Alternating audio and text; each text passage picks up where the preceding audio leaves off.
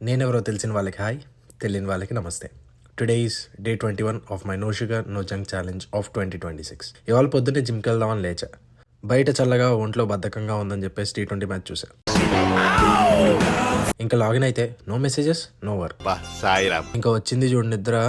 కాలేజ్లో ఉన్నప్పుడు ఈ టాపిక్ ఇంటే కెరీర్కి హెల్ప్ అవుతుంది అన్నప్పుడు ఎంత వస్తుందో అంత వచ్చింది.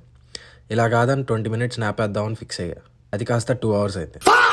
బేసిక్గా నిద్ర అంటే ఇష్టపడిన నేను తెలియకుండానే డే టైం పడుకున్నా. నేను చూసింది చూస్తుంది అంత నిజమేనా?